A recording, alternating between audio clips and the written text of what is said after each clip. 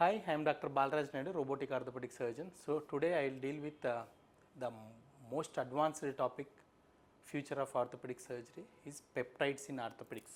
So peptides అంటే short chain of amino acids. మనకు బాడీలో వెరైటీ ఆఫ్ అమైనో యాసిడ్స్ ఉంటాయి. ఈ పెప్టైడ్స్ అనేది మేజర్గా మనకు బయాలజికల్ సిగ్నలింగ్ మాలిక్యూల్స్. మనకు ఇవి హీలింగ్, ఇన్ఫ్లమేషన్, రీజనరేషన్ అంటే బోన్ ఫ్రాక్చర్ అయితే హీల్ చేయడానికి, ఇన్ఫ్లమేషన్ ప్రివెంట్ చేయడానికి అండ్ రీజనరేషన్ కార్టిలేజ్ డ్యామేజ్ అయితే రిపేర్ చేయడానికి. సో ఇప్పట్లో మనం చూస్తున్నాము నీ అరుగుదల అయిపోయింది స్టేజ్ 4ల తర్వాత మనకు నీ రీప్లేస్మెంట్ చేసుకోవాలి. స్టేజ్ 2లో వస్తే కొంచెం వెయిట్ తగ్గమంటాం, ఎక్సర్సైజ్ చేయమంటాం, కొన్ని కార్టిలేజ్ డ్రగ్ ఇంజెక్షన్స్ ఇస్తాం. అలా కాకుండా ఇవి ఇంకా next generation peptides. So future will be on these peptides.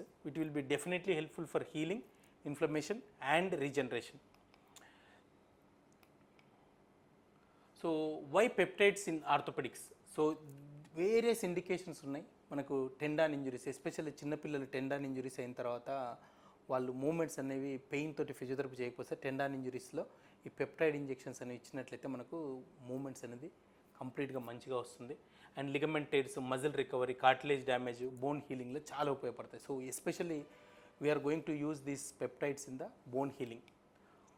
And మామూలుగా నార్మల్గా రెగ్యులర్గా ఆర్థోపెడిక్ సర్జరీ ఫ్రాక్చర్ అయితే మొత్తము ఫస్ట్ వీక్లో హెమటోమా అంటే బ్లడ్ జామ్ కావడం, వీక్ 2లో ఫైబ్రో కార్టిలేజ్ క్యాలస్ ఫామ్ కావడం, 4 monthsలో క్యాలస్ కంప్లీట్గా ఆసిఫై అయితే అండ్ 4 to 12 monthsలో బోన్ హీలింగ్ అనేది కంప్లీట్ అయిపోతుంది, అంటే రీమోడలింగ్ స్టేజ్ అంటాం.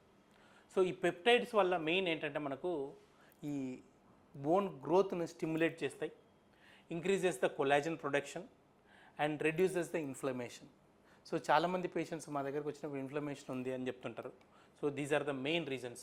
So there are various types of peptides available now. One is body protein compound. It is mainly useful for tendon tears, ligament tears and ligament sprains. And రెండోది thymosin beta 4.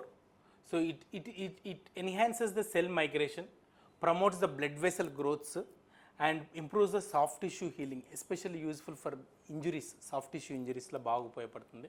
And third one is growth hormone releasing peptide, GHRP అంటారు. It is mainly useful for to stimulate the growth hormone, improves the muscle mass and increases the bone density. Osteoporosis పేషెంట్లో చాలా బాగా ఉపయోగపడుతుంది.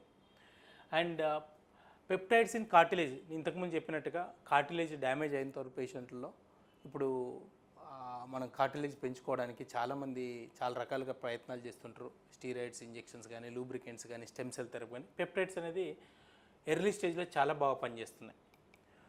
And future డెఫినెట్గా it is going to play major role. So it is like in the evolving stage. డెఫినెట్గా it will be useful for the people. If you want to know more details about the peptides, we will be keep on updating about peptides. Thank you.